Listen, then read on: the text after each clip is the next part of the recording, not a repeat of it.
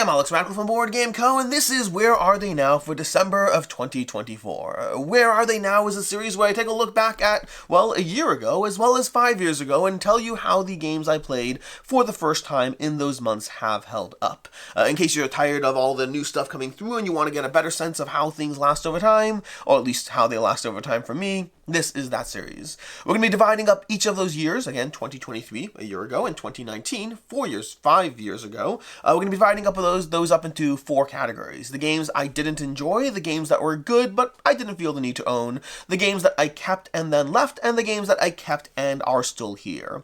2023 was a lot of games. We're going to go through those. 2019, not so much this time around, but let's go through them all. Of course, timestamps to everything down below.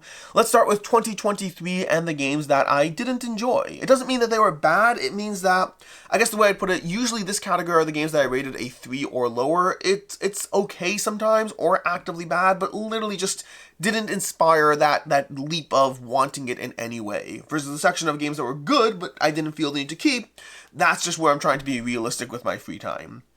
Anyways, the games I didn't enjoy enough, I should call it.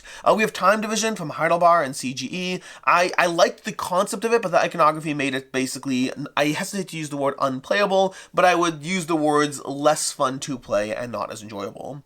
There was Unboxed from WizKids, I want to say. It was a cute concept, but ultimately to me, it kind of gave me, with no disrespect intended to actual PTSD, it gave me PTSD for reading bad rulebooks. The core concept of the game is you're given a bunch of components and you need to kind of figure out how to play, and while I think it might work as a game, it literally felt to me like trying to learn bad prototype rules, and that's not an experience I actually enjoy, despite it being a very cute concept. There's Santa's Workshop from Elf Creek. Way too light for me. A cute little game, cute theme, great art components, all that, but the game itself was way too light. We have Miskatonic School for Girls. This is an old game, happened to play it. It didn't do anything for me. It's a deck builder that just feels like it's not very good at being a good deck builder. There's Sail from Allplay. This is an interesting one because Sail is actually a very popular game. It's one of Allplay's more popular small box games. For whatever reason, this cooperative 2-player trick-taking game, it didn't check the boxes for me, despite the fact that I like cooperative games, I like 2-player games, and nowadays I like trick-taking games. This one just didn't work for me, unfortunately. There's Roll for the Great Old Ones, a roll and write I was very excited about, but the game itself was okay, and the usability was not great. So overall, between those two factors, it was just a miss, and it was one that I was very excited for. And then there was Clickport and Speedport. I don't know if this ever successfully funded, but this was a crowdfunding campaign that I just felt the gimmick was the only real game. It's all about like little wires for what's called network wiring and all that. And then there's a speed game and a non-speed version.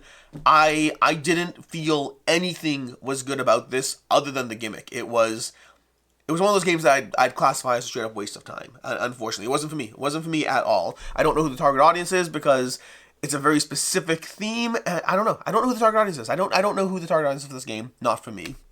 Anyways, those are the games that I did not enjoy. The games that I did not enjoy enough. The games that I enjoyed, that I liked, but I didn't feel the need to keep just because, again, limited time, limited bandwidth, is Buy the Vote, a small indie game about literally buying the vote. Fascinating little concept. Those kinds of game experiences, I think, I really enjoyed playing it. It's not one that I need to replay, but it was a very interesting concept of trying to work with limited funds to buy the various votes of states and trying to guess what other players are going to do. I think the only real complaint I have was it was possibly ran a little long for the experience. I'd rather play a game like QE over that, but it was a fun game. There was Crosstalk, a good party game that's about trying to figure out clues to each other. It's good, I just think the crypto is better. There is Gap from Arcane Wonders, a cute little number. You're trying to get points from sets of numbers, and you're trying to, again, kind of predict where people are going to play cards to get your order. Lots of games like this. I think my preferred version of this would probably be Six Nymph. Very similar genre, but I think Six Nymph would be the one that I'd recommend personally. There's Nemesis Retaliation. It's a good game. I like Nemesis as a system. I just find I have very many big box, giant miniature games, and Nemesis to me, I just don't like enough compared to the other big box. I'd rather play Massive Darkness or Zombicide or Teneris or so many big box miniature games. Nemesis to me is a good game in the system. It's a lot of love, but for me it's just a good game in the system. Although again, I've talked about this more extensively. I've had some really great plays of Nemesis, but they're inconsistent as far as when I get the great plays versus when I get the good plays. We have Party Panda Pirates. a cute, fun party game. This is fun. This has little mini games in it. It's an enjoyable experience, but ultimately, again, this kind of game system doesn't get played a lot. I don't do a lot of dexterity-based party games, and if I'm going to play a dexterity game, I'll play Shuffleboard or Crokinole most of the time, but it is a fun time. There's Carolingi. Carolingi was a very, very well done area control game. Carolingi is interesting because it falls in that category for me where I have a lot of great area control games, and the production of Carolingi didn't do it for me at all. I didn't like the art, and the production was okay. The gameplay was excellent, but the problem is I have very many area control games that are already fighting for limited time, and they both have great production and have great gameplay. Carolingi, to me, had great gameplay, and it was very, very dry Euro in its bland beiges and all that. So it's a great game that, for me, in a competitive field of great games, I want ones that deliver on both fronts, and Carolingi delivered on one front. There's Fairies and Magical Creatures. This was charming, fun, simple, a little broken. I talked about it in the review, but I think there's many issues with the game, but I still had fun playing it. But again, ultimately, that kind of dichotomy of fun playing it but has many issues means that it's not going to be prioritized over many other games. There's Aqua from the Op. Aqua is an interesting one because I played it wrong and I reviewed it wrong. But I played it wrong and reviewed it wrong because the rulebook was wrong. The rulebook literally says something that is factually incorrect. They posted a blog post being like, oh yeah, here's a correction. Fortunately, most people didn't play it that way. And I talked to all my friends who played it, and literally every single one played it the wrong way because it says something very specifically. I would love to play Aqua at some point. The problem is I enjoyed the game, but I felt it was too constricting in terms of what it actually let me do. And so to me, it was a good experience. But I played it wrong because they posted, just for context, in the rulebook they say when you make a size of exactly 3. And turns out exactly 3, they clarify, means 3 or more, which is not what they said. They said exactly 3. Which means that a lot of times you didn't get to actually go ahead and escalate your levels. So again, I like the concept of the game, but we played it wrong because of an issue in the rulebook, and I don't know what to do about that. If I ever play it again, maybe I'll get it back, maybe not. For me, I'm not willing to rush back to it, but it is one that I could see it playing under the correct rules. I could see it working for me better. As it was, I enjoyed it, but felt it was too restrictive, but the restrictiveness comes from a rules issue in the rulebook. Anyways, a little tangent to that one. This Eila and Something Shiny. I hated the ending, but enjoyed the game along the way. I thought it was a good little solo experience of going on this little adventure and making choices along the way that have future consequences. I did not like the ending of it at all, but again, the journey itself was enjoyable, so it still gets points there. And also, it's one that I finished. Even if I liked the ending, I probably wouldn't keep it. I don't feel it's that strong. So because I played through the 5 sessions, whatever it is, and then moved on from it. I would happily play something else that they made again with the same system. So if that gives you context to where I like it, if they made another game that's a sequel to Eila, I'd play it. I would happily dive into it. There's Tangram from Roy Rosenberg and I believe Capstone, if I'm not mistaken, based on Tangrams. I thought this was a good idea, but I think polyominoes are just better. I think polyominoes are more intuitive to the way our minds work, and that makes for an overall better game experience. Tangrams feel more like a puzzle, which has merit, but I'd rather play a polyomino game unless I'm literally playing an actual Tangram puzzle. This Echoes the Cursed Ring. This is a series from Ravensburg, I want to say, that one of these little detective escape room style games where you're trying to figure out what happened, but this time with an audio aspect. There's an audio aspect of scanning cards and getting audio clips. A cute little twist on the genre. I enjoyed it. Not my favorite in the genre. I still like Unlocks and Exit and Post Curious more, but I definitely did enjoy it. There's Explorers of Navoria. This was a fun game that gave you, how to explain this in short? You're trying to go up a bunch of tracks, you're trying to manage a bunch of things. It's from, oh my gosh, Dronda Games. It was a good game, I enjoyed it. I have heard from people that the expansions elevate the game experience even more, which is worth noting because I enjoyed it enough as is that I could see expansions taking it to the next level for me. As it is, I enjoyed it. If I play with expansions, I'll let you know. Otherwise, it was a good game and I didn't feel the need to own. As far as the games that kept and then left, there's 3 in this category, which I don't love. 3 for only a year ago. I'd rather, again, I try to only keep things that I think will stay, and sometimes this doesn't happen. Although I guess one of these I knew was temporary when I kept it. The one I knew was temporary when I kept it, I said. That one would be Cheating Moth. Cheating Moth is from Devere Games. It's a small little, it's a game where you're literally trying to cheat and not get caught. It's a cute concept. I said when I reviewed it that I think it has limited staying power, and it does have limited staying power. I enjoyed the game. I've played it a bunch of times, and then it got to a point where it's like the puzzle, the fun of it kind of has moved on for me. I don't know why that is. Like something like Cockroach Poker, I love even now, and I love no matter how many times I play it. maybe the concept of trying to not get caught cheating just feels like it has less staying power for me for whatever reason. I don't know, but it does have less staying power. Stuck around for like maybe 8 months, something like that, and then I got rid of it. The two that I didn't anticipate getting rid of, but they did both leave, or both of them all play actually, and they're Fiction and Chomp. Now, to be fair, I do think in general, all play games are almost always going to fall in the category of enjoying, but then either keeping or not keeping, and even when they keep, I think they will have limited staying power. Now, that said, there are some that have been around for a while. I'm looking at Roll to the Top, On Tour. There's some solid all play games that have been in my collection for a long time. I still love Mountain Goats, but some of them, they all fall in different categories. I think in the case of Chomp, I liked it a lot. The more I played through it, the more that some of the balance issues did rear their ugly heads, because I do think there are balance issues on the cards. And so I still enjoy it, but I don't feel the need to keep it as much. So it stuck around for, again, 8, 9 months, something like that. And then Fiction didn't stick around for very long, actually. And that's a tricky one. Fiction is one that I personally really like Fiction. I do find that the people who play deduction games with me are, my general game group plays deduction games far less than I enjoy them, which means I usually end up not keeping those, even though I like them more. This actually happened to Message from the Stars too, which I'm sure we'll talk about in the future. But in general, I find deduction games I really enjoy, and then they don't end up sticking around as much because other people aren't playing them with me, which is sad. But like Fiction, I would happily keep around if other people played more deduction games with me. So that's more of a fault of other people, if it makes sense. Anyways, those 3 did leave. As far as the games that kept and are still here, there's a lot in this category. Like I said already, December of 2023 had a lot of new to me plays.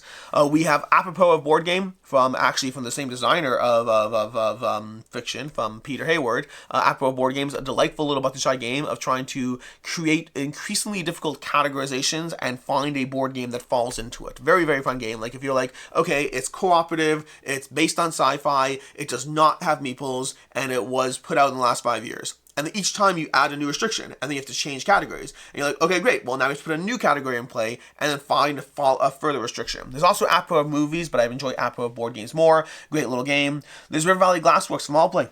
Enjoy that one still. The solo mode is very strong. The competitive mode is charming. I haven't tried all the modules yet. I think I've tried one of the modules. There's like 5 of them.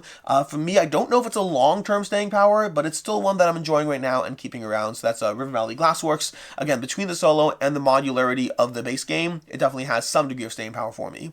This Compile, which technically is a unsure as opposed to actually staying. Compile, I played December 2023. I enjoyed it, but then there was a long gap before I actually got a copy, so I haven't actually played it since then. So I've only had the one play, so it should be in the kept but still deciding category. There's actually a few here, but for right now, we'll put it in the kept and still here because technically that's where it is. But again, right now I enjoyed it, and I'm still waiting to see where it goes. There's Creature Caravans. Love that one. Great game from oh my gosh, Red Raven Games. Possibly my favorite Red Raven Games, because they do a lot of narrative stuff that I don't necessarily get as sucked into. But Creature Caravans is a fun little optimal tableau builder puzzly game that I really enjoy and recommend. There's Defenders of the Realm Legends Untold. Again, another asterisk on this one. I played the prototype at PAX Unplugged 2023. I have not played it since. I really enjoyed it. I think it is a semi-keeper. We'll see. I need to play like more of it. One game does not a opinion make, but I think it would be in this category, but again, I need more plays of it. There's Maple Valley from KTBG. Really enjoyed that one. That was a fun one. My kids have enjoyed that a lot. It's a great family weight game that gives you enough to think about. Very beautiful components, easy to play, so that's a great one. There's Run from Fowler Games. A very solid 2-player hidden movement game. Really enjoyed this one. Still haven't played through all the various stuff in it, but it's if you want something like I guess, for me, Mind Management is my go-to hidden movement game. Run is a very solid game that I'm currently enjoying a lot, and we'll see how long it holds up. Then there's Sankore. Sankore is excellent. This is one of my best picks, possibly my favorite game played from December of 2023. Sankore is excellent. I love this one. It's a little hard to teach new players because there's a lot of information, but when you do, it's an incredibly rewarding heavyweight Euro experience. And then lastly, there's Match of the Century, which is another 2-player small box games, capstone games, I think I want to say, but it's a kind of a chess simulation because it has chess pieces and chess stuff, but it's really more of a tug of war, similar to games like Watergate, but a very, very interesting implementation of it. It's not really chess, it's just chess themed, called Match of the Century. And those are all the 2023 games. Which brings us to 2019. 2019 has again, much smaller list over here in the category games that I didn't enjoy enough. Again, enough is the key word. There's Combo Fighter. It was a very popular game at the time. Everyone was trying to get their hands in it. I finally got a chance to play it, and it's one of those games where it's kind of like outthinking your opponent kind of game. There's lots of games that do that, and I find they don't always work for me as well. They're a good concept, but don't always work for me. And the category of games that are good but didn't need to own, there was didn't need to keep or whatnot. There's Wavelength. Wavelength is still a fun game. I still enjoy it when I get a chance to play it. I think Wavelength is a good game to play at conventions or when you have an opportunity. To me, it's not good enough to fall into the party games that I choose to own and keep, but it's a good party game. It's a good party game that I will frequently table it when I see it. Like it's a game I've played in the past year several times because if I see it, I'll be like, oh, let's play like 2 rounds of Wavelength. It's fun. It's simple. Maybe I should own it honestly, but I don't know. I don't think I enjoyed it enough, but it's a fun game to introduce new people to as a concept. And when you hit those perfect matches, because Wavelength's all about trying to be on the same wavelength. So you're like, oh, where would I put this thing? If I have to choose a category and a thing, where would I put it? It's very fun when you actually hit the same wavelength. And then there's Illusion. Illusion is a cute little game. Don't remember the publisher. Was it Pandasaurus? I want to say maybe Pandasaurus, but Illusion is all about trying to guess the ordering of how frequent a color appears on a card with different patterns and sequences. A cute puzzly game, but more of a one-time play kind of thing, not something I necessarily need to own. The category of games that kept and then left, there was Chinatown. Chinatown I played for the first time December 2019. Again, that's the whole category here. Chinatown is excellent. It is an excellent game that has you yelling at each other, screaming, negotiating. I do find that over time, Chinatown fell into certain patterns for me and my group at the time. It's one that I wouldn't mind playing with a new group, but I think that we fell into patterns of how we negotiated and or didn't negotiate that I kept it for like 3-4 years maybe, but it did eventually leave. It's a great game. It did eventually go away. And then lastly, there was Gentes. Gentes is excellent. That was a hard game to get rid of. I've had it in my collection for a long time. I think it's an incredible experience. Ultimately, it didn't get played enough compared to other Euro games, and it's hard. Like Gentes, when I think of games that I'm still sad that I let go, Gentes is in that category. I don't think I made a mistake because it wasn't getting played. It was never prioritized. It was never pulled out. It was never played. But it's such a good time when I played it. So like that is one I'll always have regrets over. Well, not regrets. I'll always be sad about, but I don't know if I'll actually have regrets about. And then the categories of games that I kept and are still here from December 2019. Again, games that I played for the first time in December 2019 and are still here. We have Arena the Contest. Played this right when I started to film YouTube videos for the very first time. Got its own review on the channel, a little mini review because I was so excited about the game. And 5 years later, it is still here with multiple implementations later. We have Arena, we have Teneris, we have expansions to Teneris, we have Teneris RPG, all of that still here. I have gotten to the point that I don't think it's a forever game. I've probably put at this point maybe 200 hours into Teneris, and I've seen enough of it and a lot of it that I think I went overboard in how much content I got. But it's an excellent game experience. Any game experience that gives you hundreds of hours of gameplay is an excellent game experience. It still is probably going to give me another 50 to 100 hours more, but it is one that I think will eventually leave. Anyways, until next time, I'm Alex Radcliffe from Board Game Co. This has been Where Are They Now? A look back at a year ago and 5 years ago and the games and how they fared over time. And as always, and until next time, I hope you have a good one.